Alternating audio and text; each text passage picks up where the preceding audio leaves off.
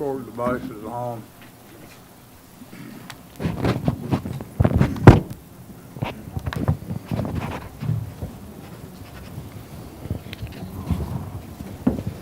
Welcome. We do have a quorum. I would ask that anyone that forgot about your cell phone, please adjust it to vibrator off. We have an invocation tonight by Dr. Paul Longmire, St. Paul United Methodist Church here in Wythe. Dr. Longmire. Thank you very much, and as I am a preacher, after the invocation, I'd like to leave the rest of my time to any agenda that you may have for the meeting. Thank you. Thank you very much. Grace and peace to you all from our Lord Jesus Christ. Let us pray. Blessed art thou, O Lord our God, sovereign of all creation. You give us all good things faithfully in their season. As sovereign, we recognize that you desire good governance. So we ask, O Lord, that you be present as you have promised, and that you guide and direct these persons who have received authority in good governance. For all authority is yours, and we ask that you move your Spirit, that these may honor you. Lord, it has been always our fervent prayer, God bless America. We recognize that sometimes this is used as a motto. We ask, O Lord, that our nation will once again learn to bless you, and in so doing, be so blessed that we may be a blessing to the nations of the earth. So we call upon you to guide and direct, and may all that we say and do give honor and glory to your name. We ask this because of your faithfulness shown to us through our Lord Jesus Christ, in whose name we pray, who with you our Father and the Holy Spirit lives and reigns as one God, now and ever. Amen. Amen. I pledge allegiance to the flag of the United States of America, and to the republic for which it stands, one nation, under God, indivisible, with liberty and justice for all. Thank you.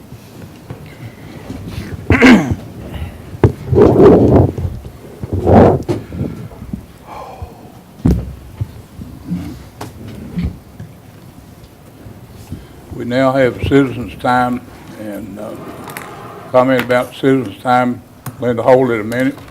We're glad to have you here. This is what local government's about, and this is democracy in action. The first speaker, under the rules of the board, if you're speaking for a group, so state, and you know the rules, 5 minutes. Mr. Willis will keep time and help you. Sure. If you're speaking individually, you have 3 minutes. I'm speaking for a group of citizens for Wythe County. We are presenting you with 70 pages of our petition, almost 1,000 signatures of your constituents opposing the through closure of Lover's Lane. The proposed redesign will reduce property taxes, values, segment farms, compromise deeded well access, jeopardize emergency services, fracture school bus routes, interrupt established through traffic for businesses and residential residents, increase mileage for residents of Wythe County. Your constituents who sign this petition will only entertain continued through access of Lover's Lane. Historically, this farm lane became an official through road over 100 years ago, and the people of Wythe County expect it to remain a through road. We're asking that you nullify the resolution 2016-21 passed on September 21st, 2016, and only accept plans that would have Lover's Lane continue as a through road, and strongly consider Kent's Lane as your access. Kent's Lane is an improved highway, non-residential, and has direct access to Progress Park. I'm submitting this, reserving all unalienable rights and the beneficiary of the public trust. Will you give those to the clerk of the board, please? Yes. Now, if you don't mind, would you let the next speaker come, and let's keep these segregated on the issue. Do you mind with that? Okay, the other issue I have is the speed well issue. Well, is there anyone else here to speak about the road?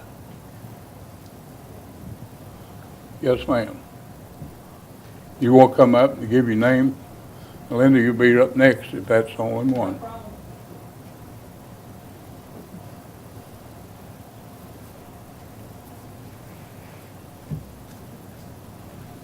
I'm Casey Safewright, and I live on Lover's Lane. We do not want this road.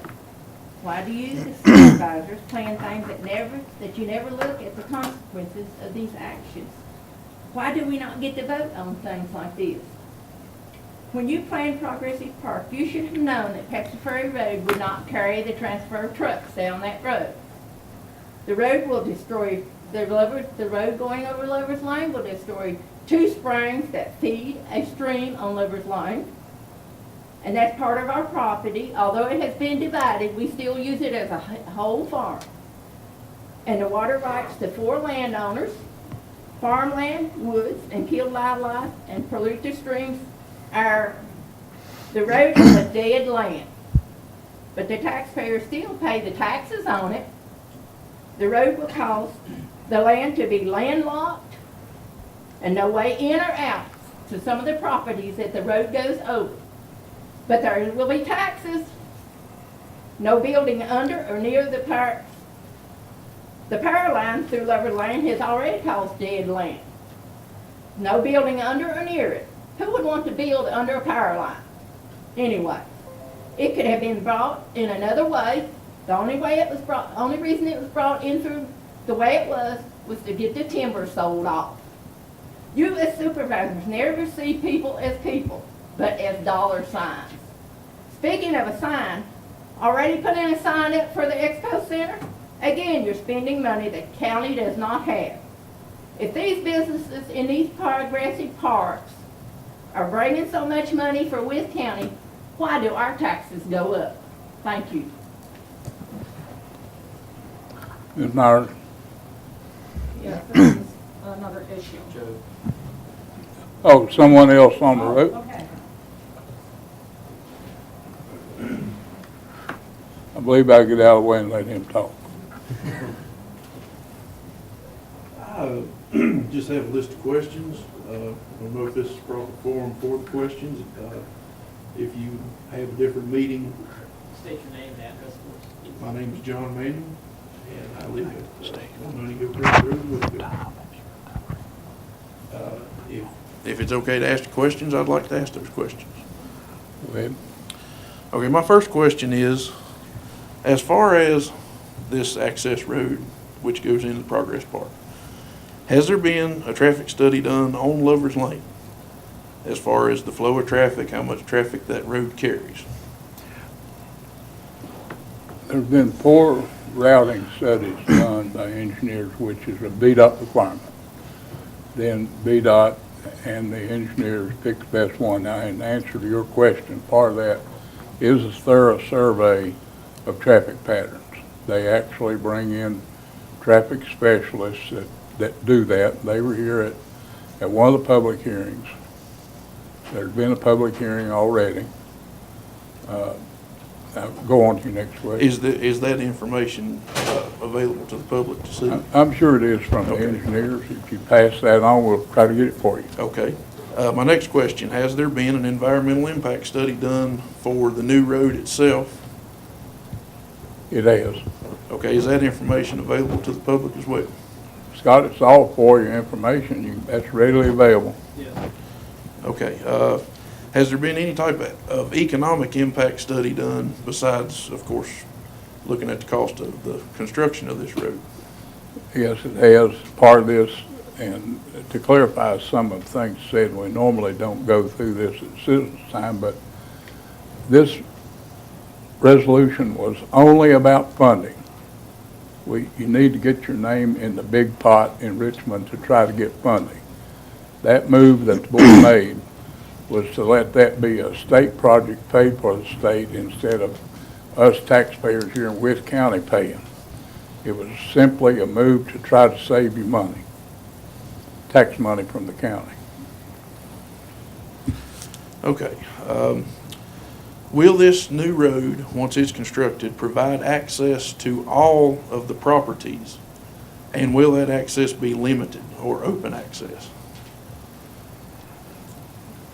That's an engineer's and a VDOT question, but we'll be glad to bring that up and let you know. Has there been sufficient evidence through studies and/or petitions to show that the current access roads into Progress Park have sufficient flow to carry the traffic that any further expansion would need to carry?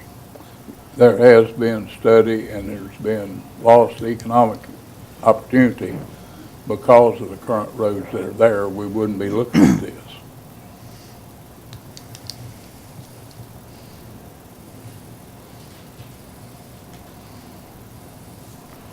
Okay. Has there been, that's kind of a same question that goes along with that. Has there been any significant interest in the property that the access road leads to justify any construction of any new road into Progress Park? I guess that kind of goes along with what you just said.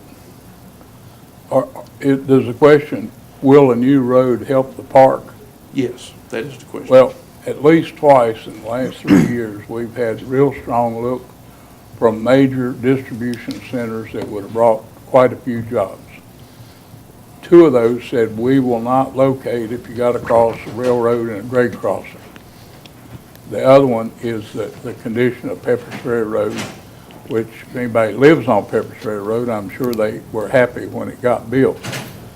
It's not conducive to that kind of truck traffic, obviously.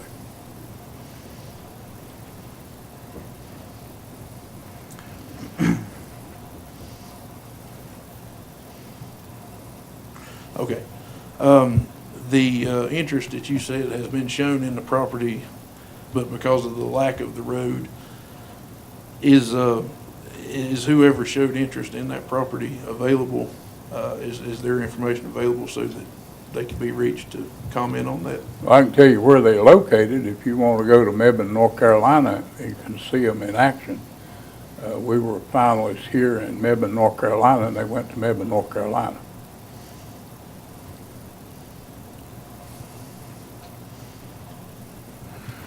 Okay. Has there been a study of how the closure of Lover's Lane as a through road will impact bus routes, property access, emergency surgery, emergency services, and et cetera? That's part of the overall study that the engineers are paid to do and submit to VDOT yesterday.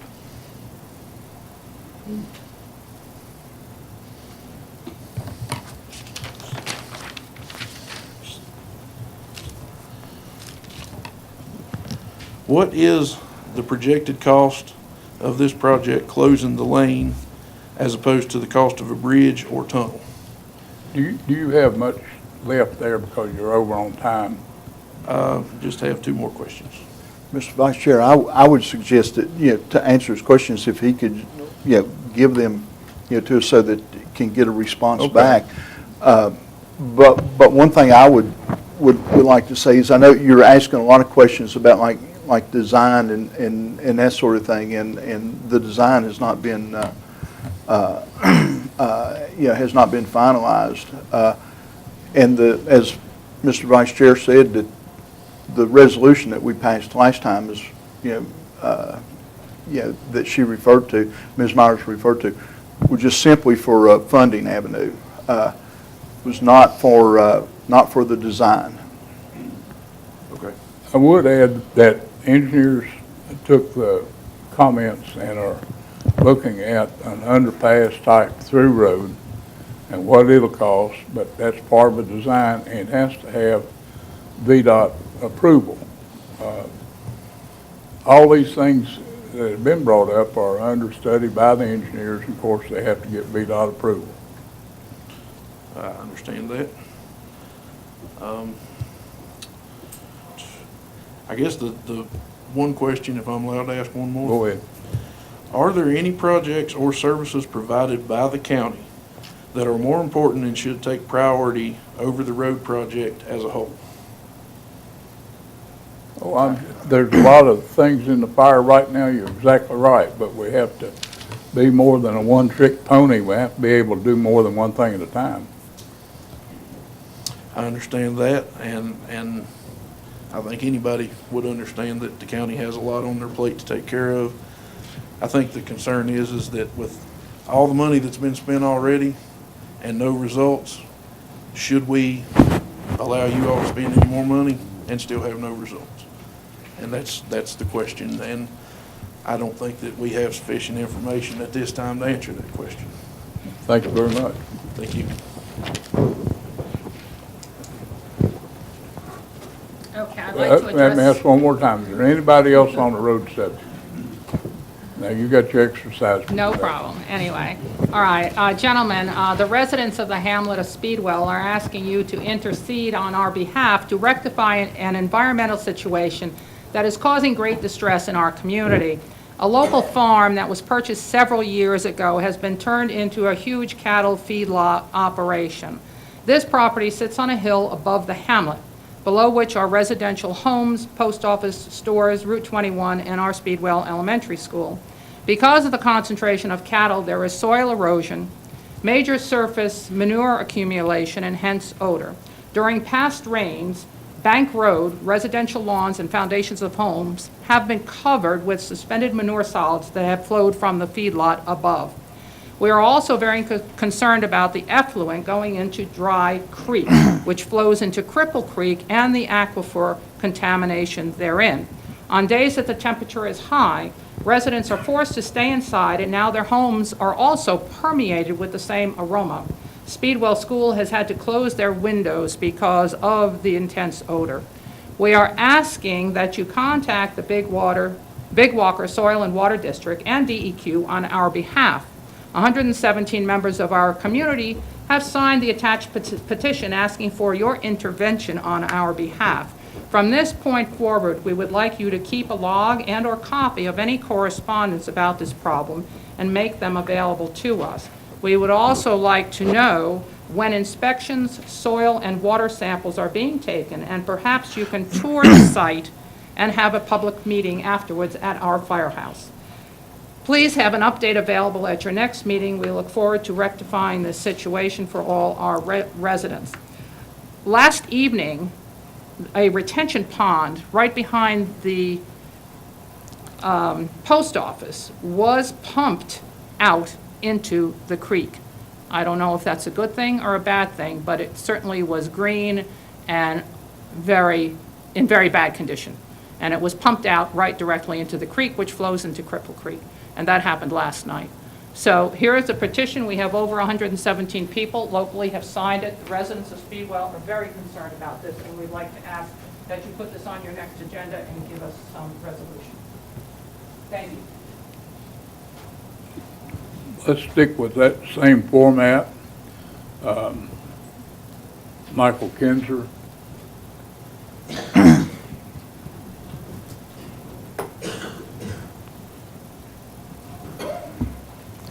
I'm Michael Kinzer. I live at 377 Old Bank Road there in Speedwell, which is about 200 yards from said feedlot. All summer long, I have been unable to sit on my front porch due to the smell.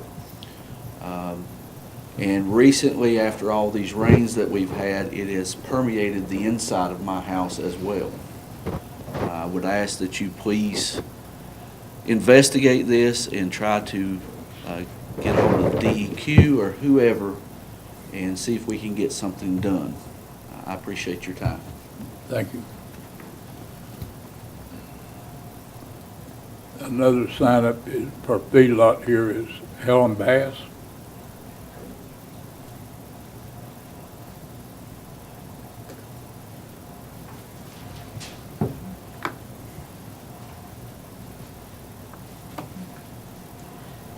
I'm Helen Bass from 415 Old Bank Road in Speedwell.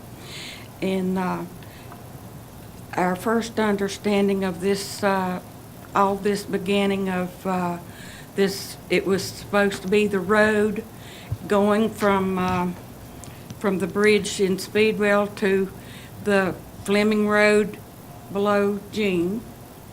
And it hasn't gone that far. And they have really put us in jeopardy with our school. Ma'am, you signed up to talk about the feedlot. Does this get to the feedlot? Yes, Okay, thank you. yes. Anyway, where I live, there's cattle on both sides of the road, hundreds of them, several hundred of them.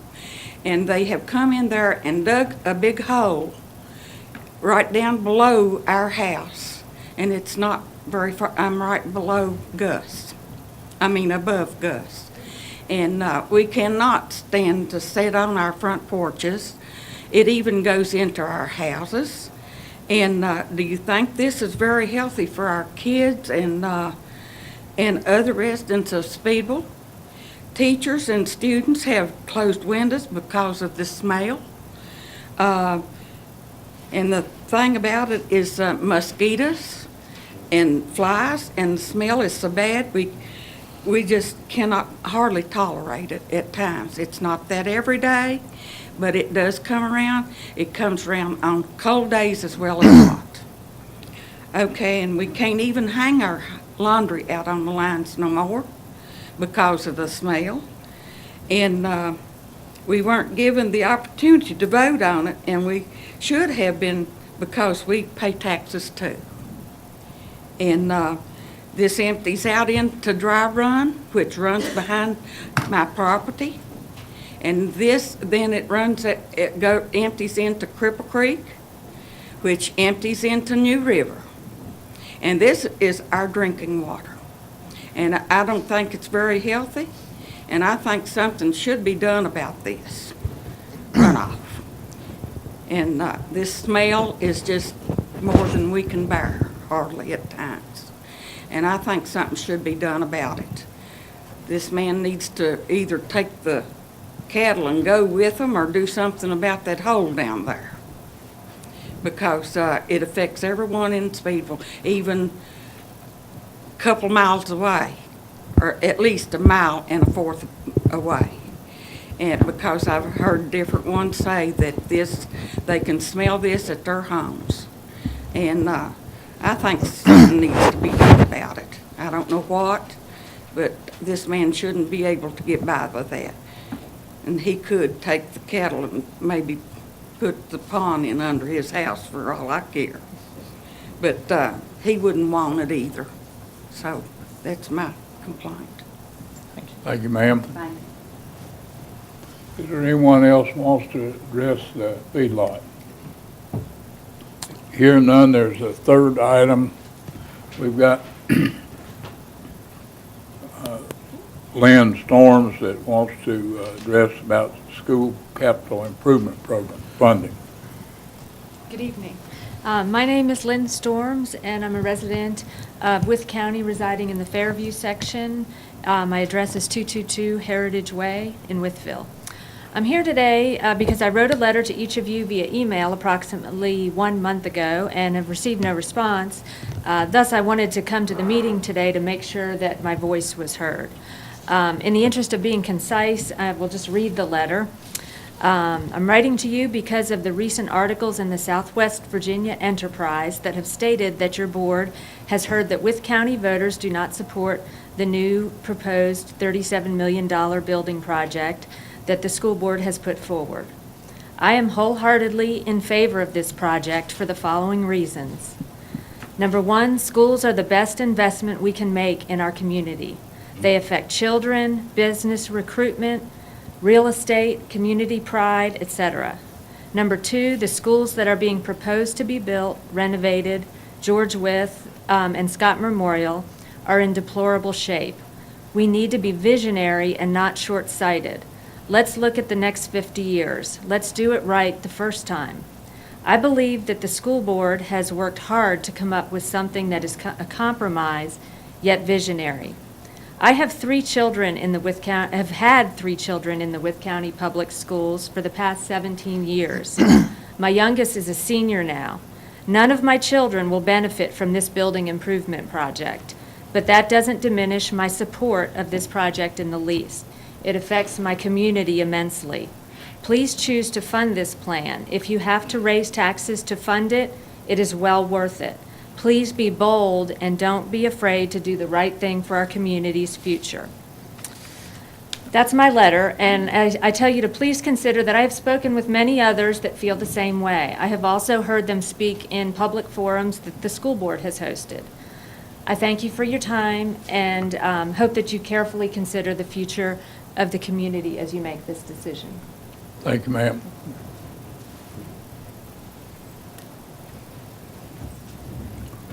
Caroline Stevens. Good evening. I'm Caroline Stevens. I live at 4006 Stony Fork Road in Wytheville.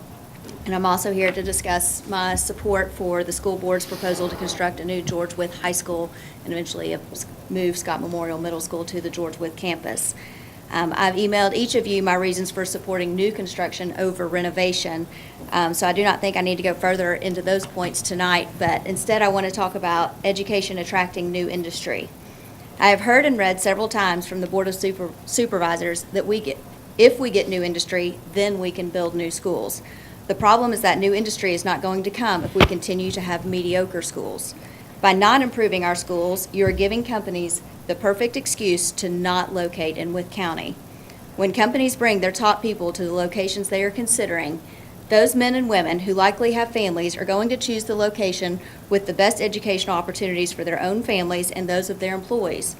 And when they see a community that does not visibly place a priority on education, they will also question the quality of the workforce they will be able to hire. Manufacturing, distribution, and other industrial jobs are hard to attract for any location, as you know. But when we do not invest in our schools, we are putting ourselves at a further disadvantage to competing communities. And on the topic of growing business in Wythe County, I have to comment on the recent suggestion that the town join you in hiring a retail consultant. Please save our money and invest it in education instead. According to the most recent census data available on your website, retail and food service already make up too large of a percentage of our local jobs. And these low-paying jobs barely put food on the tables for our families in this community. The only thing we seem to be growing in Wythe County is the nonprofit sector, which is bearing more and more of the burden of supporting our population because the jobs we do have don't pay a living wage. The idea that millennials will move without jobs to a location because of its retail options may apply in booming communities like Nashville, Tennessee, or Asheville, North Carolina, but please do not be fooled into thinking that this applies to Wytheville. No one is going to move to a town where there are no career opportunities just because we have a Chick-fil-A or a Best Buy. Please save our dollars and do this right and build us new, excellent schools for our community. Thank you.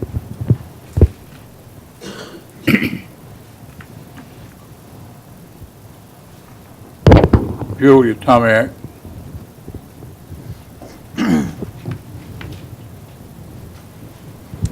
Good evening. My name is Julia Tomiak, and I live at 1244 Laurel Run in Wytheville. I've been a resident of West Wytheville for 15 years, and I have 4 children in Wythe County Public Schools in the Wytheville schools. I'm here also to speak about the school improvement program. I also have emailed some of you and haven't heard a response, and so I wanted to be sure to share my message here tonight. Basically, I just want to make it clear to the board that I do support the new program that Dr. Perry and the school board have worked very hard on and have obviously worked for a financial compromise on, and I strongly encourage you all, but especially Mr. Lester and Mr. Willis, our Wytheville representatives, to stand up and advocate for our children and our schools. The other schools in other areas of the county have received upgrades and renovations, and it is time for our schools to have a chance, and I really hope that you will stand up for us and encourage that and advocate for funding. Thank you. Thank you. Is there anyone else that would like to speak to the school issue? Here none, we'll close citizens' time. Again, thank you for coming out. You're welcome to stay and see the boring part now, or if you'd like, whatever. Thank you very much for being here.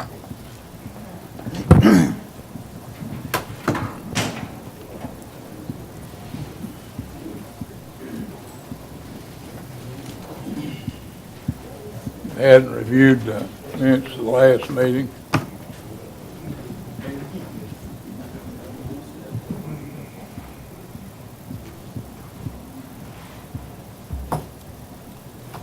Have a motion. I make a motion to approve the minutes as presented. Second.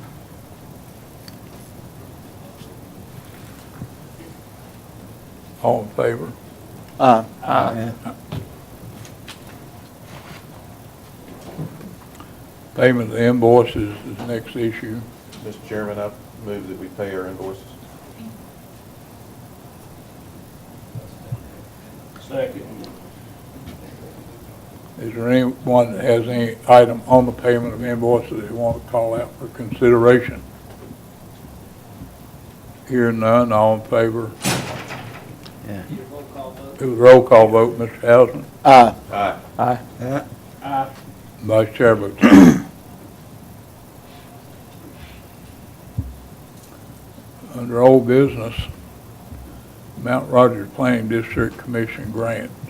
Stephen, talk about that. Mr. Chairman, at the last meeting, you all approved accepting of the grant. Mr. Vaughn pointed out to me we did not get it amended and appropriated into the budget, so this request board amended and appropriated so he can work with the, getting that money expended. Mr. Vice Chair, I'll make that motion. I'll second. Any discussion or clarification? That require a voice vote? Roll call. Roll call. Mr. Horning? Aye. Aye. And Vice Chair votes aye. Do you have anything under other? No, sir, Mr. Chairman, not under old business. All right. New business, ask Mr. Lester to make a report for the Building and Grounds Committee. Mr. Lester. Mr. Vice Chair, the Building and Grounds Committee met on October 4th, 2016, and made the following recommendations. To recommend revising the firing range lease agreement to state that the mowing will be provided by agreement with the Building and Grounds Department or a private contractor. And number 2 is to amend and appropriate $3,960 to account 43042-46007 for the replacement and repair of the defective panic bars on the front of the circuit court building. Does that take movement of funds? The first one, the recommend revising the firing range lease agreement, there's no funds involved with that. I have talked with the sheriff about it. He had no objections to it. He asked me to just send him the language that we recommended. And basically all we're doing is saying that he can't enter into an agreement to assign Buildings and Grounds Department to mow that, but he can either work with us to have Buildings and Grounds mow it. The lease will say the tenant shall be responsible for mowing, and he is the tenant of that. We'll work on mowing it, but if we are unable to mow it, he would hire the services of a private contractor to do such. I thought we asked him to get a price from a private sector contractor, compare it to what the county budget was, and go with the lower price. Correct. And we do have some prices on that now. Okay. That doesn't require any action. That was a clarification. To me, you're welcome to vote on that, but the sheriff is making those changes. It's his lease. It's not our lease. All right. And the other one being the movement of funds to, Yeah, that would require action to amend and appropriate that amount. any discussion on the panic hardware for the court building?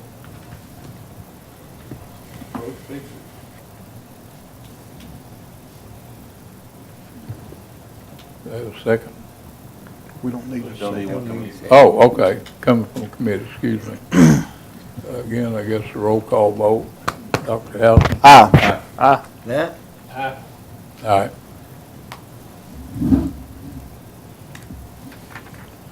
Then I ask Mr. Willis to give a report for the Economic Development Committee.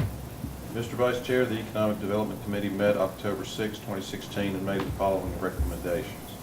The first is to request the county attorney draft an amendment to the grazing lease agreement with Mr. Davis to add the term be extended on a year-to-year basis with a maximum of 3 years and that a 90-day opt-out term be added for both the lessee and lessor.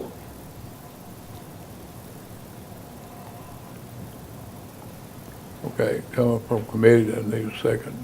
Do we have any discussion or clarification? I got a question. I mean, it's a year, it's gonna be a year-to-year lease and it's extended yearly. Maximum 3. So what's the maximum of 3? Does that mean after You 3 can't years? go on forever. After 3 years, somebody else has to lease it? Has to be rebid. Right. Okay, rebid, okay. Gene, for clarification, we did some research and there is quite a bit of investment in leasing that property. Fence keeping and Yeah. being able to move quickly when the industry, keeping it mowed and clean. And the problem everybody in Wythe County has fighting autumn olives is an ongoing fight. So the year-to-year seems to make a lot of sense with a sunset clause that it have to be rebid. I just, like I said, I was just confused because I was thinking, the way I read it was that you're gonna do it year to year and after 3 years, we'd have to, somebody else would have to lease it other than that person. But I mean, you're just saying after 3 years, we'll rebid it and if that person bids the highest price, then they'll continue. So I understand that. I have a question on the 90-day opt-out. Currently, that lease has no notice termination on it, in the sense of we can go in and like we did with Branch Botanicals and say, we're going to withdraw this land from the lease. As a courtesy, there's some notice there for him to move his stuff, but right now, there's no notice at all required. I was just curious what the reasoning, if any, for the 90-day notice requirement. You want me to answer that? Yeah, I forgot what it was. Using the one you referenced, it was a bit quick, and the grazer does have commitment, moving the cattle. Right. That, if it has one of the holding pens involved with that particular lot, that means you've got to move that holding pen Right. to handle the cattle, so 90 days seemed reasonable. Okay. And from the time people first start negotiating for a lot, it seems reasonable to me, and it seemed reasonable to the committee, that 90 days both ways was a fair time to get it in order to move. Okay. I know in the past, he moved stuff and it wasn't an issue, but we can stick that in there. That's not an issue. Okay. Can I ask a question? Can I ask a question? Yeah, speak up so we can hear you. Come up to the mic, please. Come up, sorry. Are they put up as individual lots, or are they put up as a whole? It's as a whole. Is it possible to do it as an individual lot? So that, say, the current leasee, now would like to, but, would like to continue leasing, but can't possibly handle the entire amount. And therefore, it would be opportune to split it up by a lot, even if it's like divided 3 lots or however that he would see that, so that way it gives him an opportunity, still continue to lease, he just can't handle that number of acreages, or, give opportunity for a second leasee to come in that also maybe not be interested in the entire, like, that's a lot of acreage to run temporary cattle on. Yeah, that was one of the things we discussed. It is big acreage, and very few people can take on that task monetarily or utilize the grass. Right.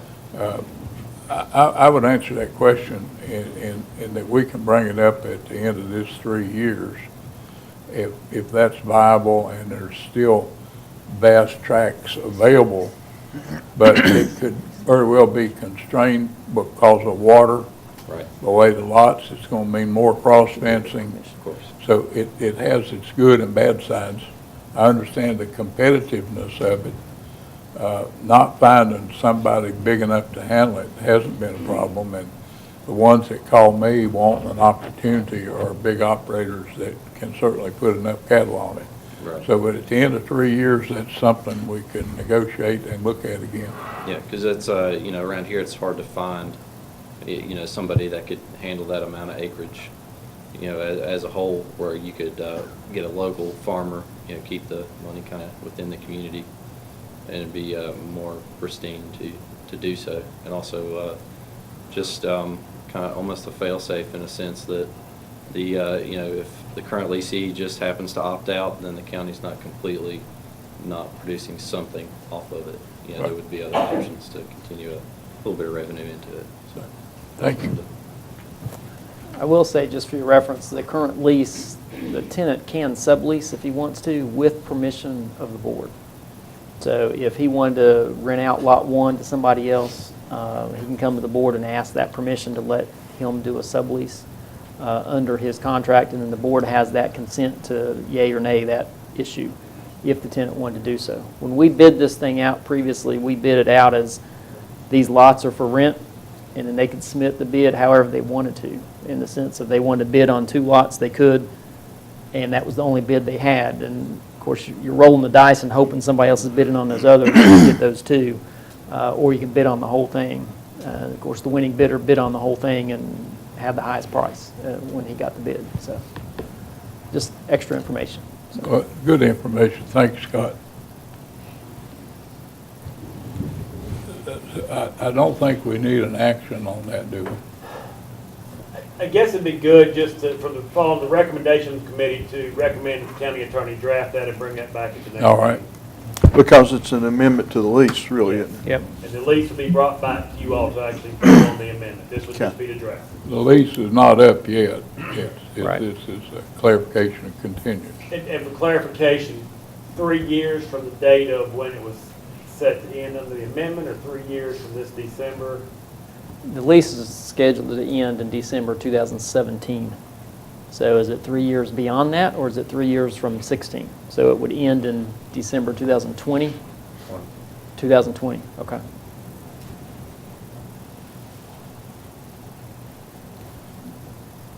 Mr. Helson, Aye.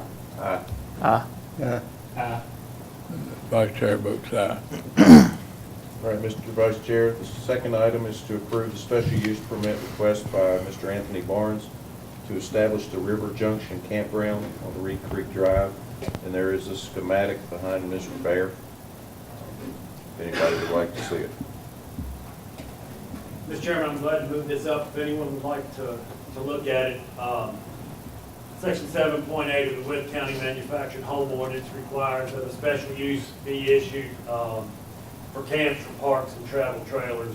Mr. Barnes, who is with us here today, has prepared an extensive package of information for us, has a very well-developed site plan. Several of you reviewed it the other day at the meeting. The Planning Commission reviewed this at their last meeting. This is on Reed Creek Drive, approximately a mile west of Wythe Highway. Many of y'all know where Clay Lawrence lives, down there in Clay Lawrence's property. But the recommendation from the Planning Commission was a unanimous recommendation to approve this special use permit. It appears to be a nice addition and a good location for tourism down on the New River.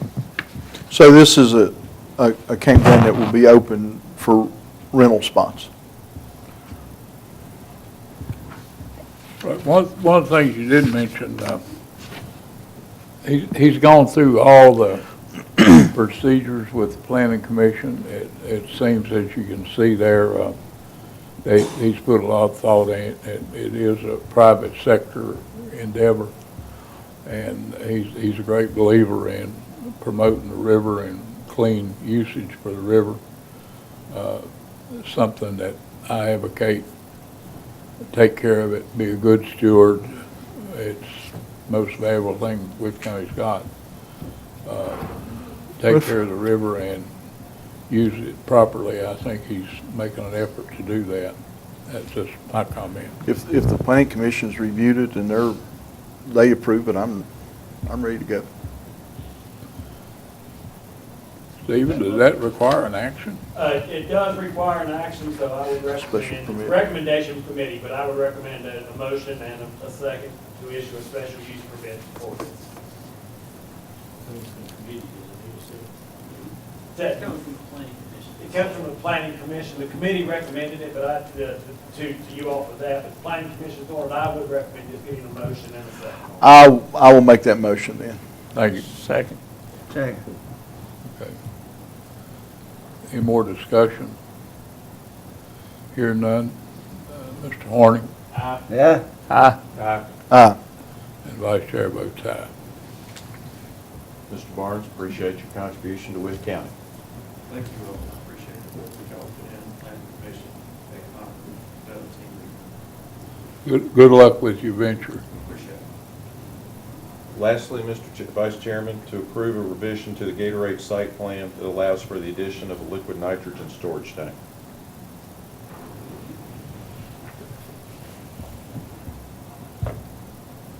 Come from committee, doesn't need a second. Any discussion or clarification? Do they have any now? I got this one, boss. Yep. Okay. They have smaller ones. Okay. It's a much safer, to have one large one than a lot of small ones with a lot of different people operating. It's sort of Okay. like LP, but on steroids, because it Okay. can really mess you up. Right. All right. Okay. Dr. Hausman? Aye. Aye. Vice Chair votes aye. That concludes our report. Thank you, sir. Item C under new business. Stephen, you want to tell us about that? Yes, Mr. Chairman, the annual VACO meeting is coming up, and they require that you have your credentials page turned in for your members that are authorized to vote. My understanding that the chairman is going, the vice chairman, Mr. Hale, is going. I believe Mr. Horny and Mr. Lester are going as well. Typically, the chairman and vice chairman have typically been our voting delegate and alternate voting delegate, and we need to have a motion for such and have the clerk of the board authorize that. I would so make that motion. Okay, I have a motion for the VACO annual meeting. Second. Okay, any discussion? Hearing none, we'll call for a vote. Mr. Horning? Aye. Aye. Aye. Aye. Vice Chair votes aye. Stephen, and I bring this up for the board because we're all together, which seldom happens except at board meetings. We've been getting a lot of good work from the county information officer, public information officer. Would you look into seeing if it's possible for him to attend to get more familiar with that side of what we do? I think it would be an enhancement to his ability to see how VACO works and how other counties work. And it'd be like any other short course for a couple of days. I think would really help him. That's your call, but if you want some board input, I'm sure you can get it here.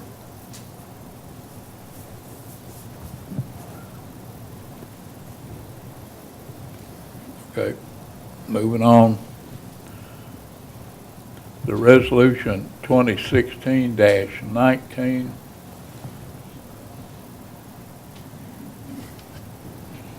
About lottery for localities is something that's been brought up by some of the south side counties, or a south side county that desperately needs revenue, and I'm sure you've all read it. It is a resolution, so I'm sure we need a vote on that one. Mr. Chairman, you all looked at this one last time. We added the language basically in the third paragraph that states, bring the money back to the general fund of the locality where the sales were generated. Clarification. Is there any discussion? Do we have a motion? We gotta have a motion. Mr. Chairman, I make a motion we approve resolution, Wythe County Resolution 2016-19, supporting lottery for locality. Second. Okay, we have a motion and a second. Any discussion?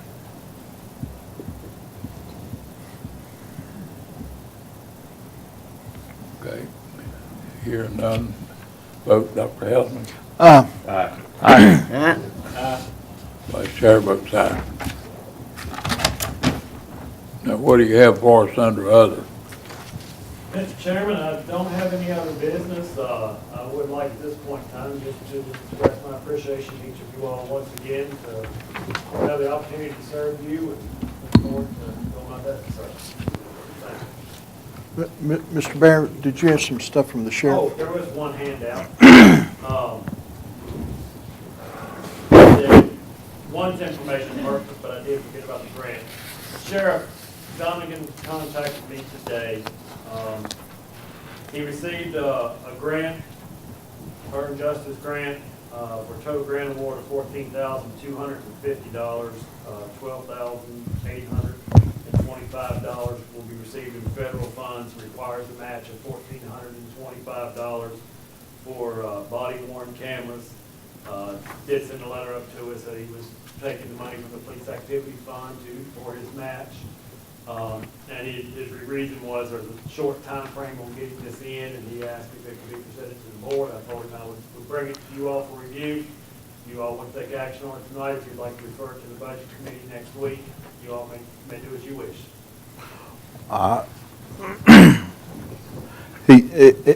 He's talking about paying it out of the police activities fund. I would recommend that we take the, grant the sheriff's request. Second. Mr. Chairman, if I might, would you also include the amend and appropriate those funds? Yes. Thank you.